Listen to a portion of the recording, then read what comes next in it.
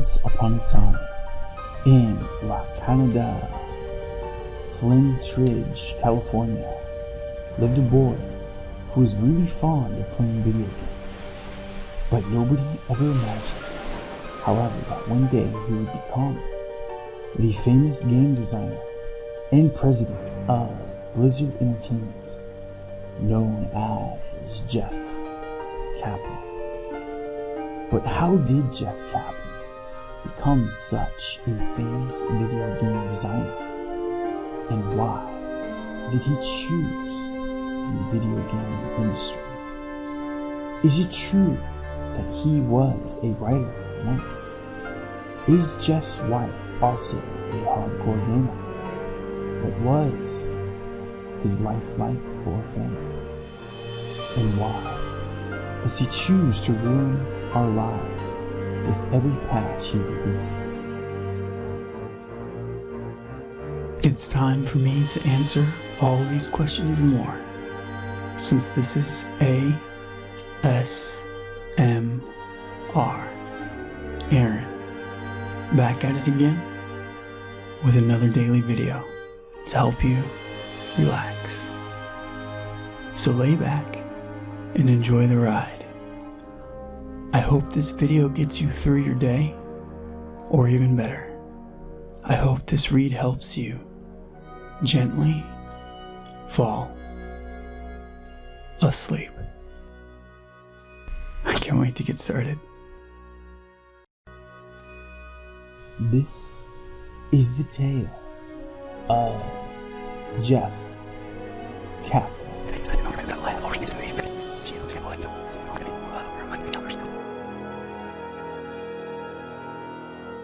Kaplan was born in New Jersey, but raised in La Cañada, Flintridge, California. Kaplan had been an avid video game player since his school days, particularly influenced by the various Infocom adventure games. However, lacking programming skills, he never thought he would be able to get a career in the video game industry. He initially pursued a degree in film, but ultimately got a degree in creative writing at the University of Southern California. After working as a writing intern for Universal Pictures, he decided to get a graduate degree for creative writing from NYU.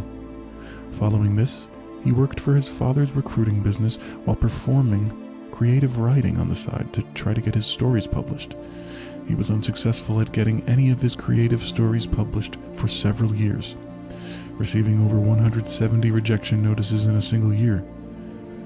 By 2000, he decided to drop creative writing and spent his time playing video games, as well as toying around with the level editors from games like Duke Nukem 3D and Half-Life. Kaplan became involved in the massively multiplayer online game EverQuest. Under his online handle, Tiggle, he joined the Legacy of Steel Guild and became a well-recognized player for his accomplishments and his commentary about the game posted to the guild's website. He discussed some of his map-making attempts, which caught the attention of the guild's leader, Rob Pardo, who at the time was the lead designer at Blizzard for Warcraft 3.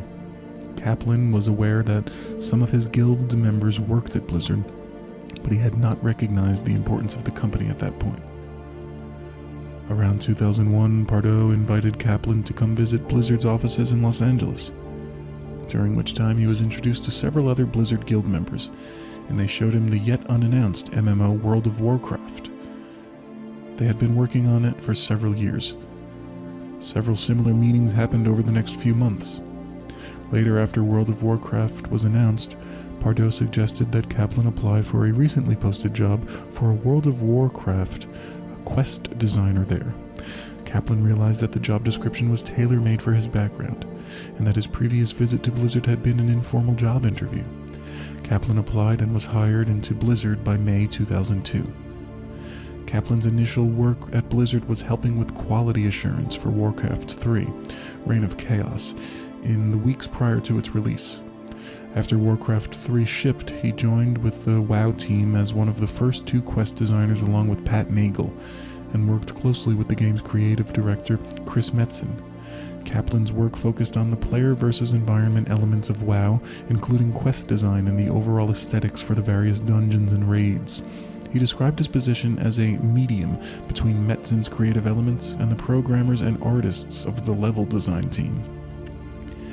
Eventually, Kaplan was named as game director for WoW, along with Tom Chilton and J. Allen Brack. In February 2009, Kaplan announced that he was stepping down as game director for WoW to switch his role at Blizzard to a new unannounced MMO, which later was revealed as Titan. Kaplan opted to jump on the new project, hoping to create a similar success to what WoW had been, as well as having concerns how long WoW's popularity would remain. Titan was considered an ambitious project designed as a class-based first-person shooter, but had a prolonged and struggling development period, along with gameplay that Kaplan called very cluttered and confused. Titan's cancellation was officially announced in September 2014. However, prior to Titan's official cancellation, the game's development had been stopped in early 2013 at Blizzard.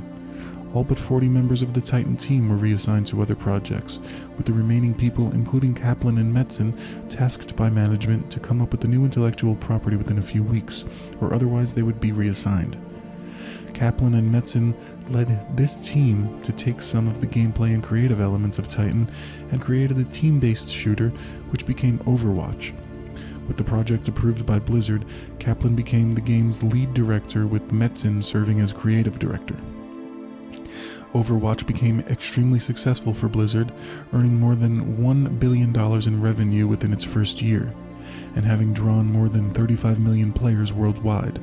Taking a view from fellow Blizzard employee and lead director for Hearthstone, Ben Brode, Kaplan has made himself the public face for Blizzard in promoting and interacting with fans of Overwatch. He regularly posts the Overwatch online forums and has created several videos giving insight into Overwatch's development and future updates.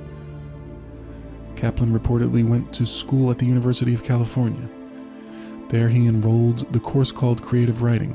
He even worked for Universal Pictures as one of the company's writing interns, though for only a short period of time. Later on, he went to the New York University to complete his graduate school. Hoping to become a significant figure in the writing industry, the Overwatch director instead became an executive in his father's recruiting firm. But he didn't stop there. In the afternoon, he'll work for his pops, while in the morning, he'll continue his writing passion. Sadly, like any other successful stories of today, his writing career went astray. Thanks to his Legacy of Steel guild, he met his longtime wife. At first, he was skeptical about the idea of chatting her in-game. Note, her wife was using a female name by then. He explained that it's hard to determine as the world of gaming is full of men who try to use female names. Eventually, they became the best of friends, and you know exactly what happened next.